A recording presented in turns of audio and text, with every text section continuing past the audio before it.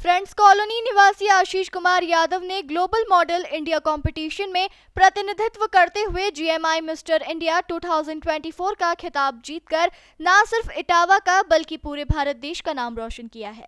शहर के एक होटल में पत्रकारों से बातचीत के दौरान मिस्टर इंडिया आशीष यादव ने कहा कि राष्ट्रीय स्तर के कंपटीशन में हमने भारत का प्रतिनिधित्व करते हुए विजय प्राप्त की है।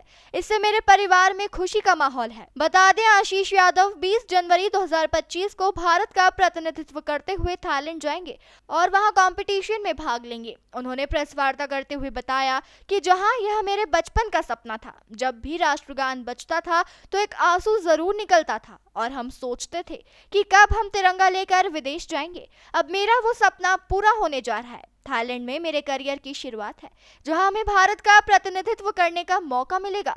उन्होंने कहा कि मेरी इस कामयाबी के पीछे मेरे माता पिता का बहुत बड़ा योगदान रहा है। सबसे पहले तो आप सभी का बहुत बहुत धन्यवाद, आप सब लोग यहाँ पे आए हैं और ये गर्व का पल है, ना सिर्फ मेरे लिए बल्कि पूरे इटावा उत्तर प्रदेश वासियों के लिए, क्योंकि मैंने ग्लोबल मॉडल इंडिया जो कि राष्ट्रीय स्तर की क्वालिफायर कंपटीशन है, गवर्नमेंट रजिस्टर्ड, उसमें उत्तर प्रदेश को रिप्रेजेंट किया और उसके बाद वहाँ विजयी मैंने प्राप्त की है और अब अपने भारत देश को बैंकॉक थाईलैंड में रिप्रेजेंट करने जा रहा हूँ 20 जनवरी को। तो मैं समझता हूँ सिर्फ मेरे परिवार के लिए नहीं, पूरे इटावा, पूरे उत्तर प्रदेश और पूरे भारतवर्ष के लिए ये गर्व का पल है। और मुझे बहुत खुशी है कि मेरा बचपन का ये सपना था, जब भी राष्ट्रगान बजता था तो एक आंसू जरूर आता था उस दिन के लिए कि कब तिरंगा लेकर विदेश जाऊँगा, और अब वो सपना मेरे पास आता जा रहा है। कुछ दिन बचे और वो सपना पूरा होने जा रहा है।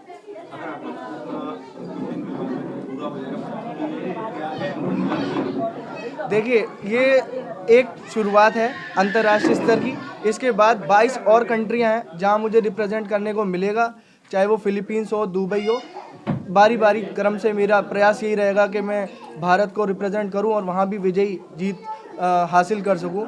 और उसके बाद जितने भी छोटे या साथ के दोस्त जो लोग मुझे देख पाएंगे, उन्हें इंस्पायर करना चाहूँगा कि वो भी आगे आएँ और मेहनत करें और अपने देश का नाम रोशन कर सकें। यही मेरी कल्पना होगी। इसको लेकर कब से तैयारियां चल रही थी आपके द्वारा? देखिए, तैयारी किसी चीज़ के लिए एक दिन से नहीं होती है।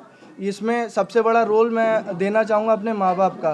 किसी भी लड़के को बनाने में और बिगाड़ने में उनके माँ बाप का हाथ होता है। अगर माँ बाप अच्छे से परवरिश करते हैं तो कभी मैं समझता हूँ, एक एग्जाम्पल दूंगा श्री राम जी का।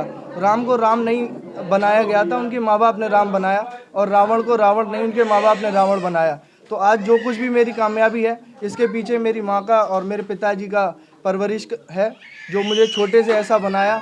और उस मंच पे जाकर सबसे इम्पोर्टेंट होता है आपका वक्तापन कितना अच्छा है, आप सवाल जवाब, आपके संस्कार, वो सबसे इम्पोर्टेंट होते हैं। और शायद वो संस्कार कोई स्कूल कॉलेज आपको नहीं सिखा सकता। वहाँ तक पहुँचने के लिए कौन कौन सी कठिनाइयों का सामना करना पड़ा आपको? कठिनाइयाँ तो देखिए सबके जीवन में होती हैं। ये ऐसा मैं समझता हूँ कि अगर एक चीज़ को लेकर मैं बोलूँ तो नहीं हो सकता। कठिनाइयाँ यही हैं कि आपको समाज को फेस करना पड़ता है, आपको डाइट का भी फिटनेस के तौर पे ध्यान रखना पड़ता है।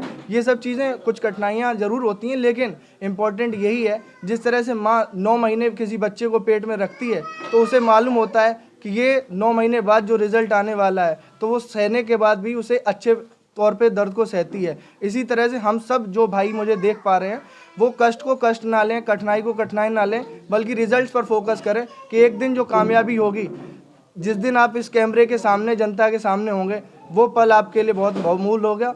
इसलिए कठिनाई पर ध्यान ना दें। जनजागरण संदेश के लिए नितिन दीक्षित की रिपोर्ट।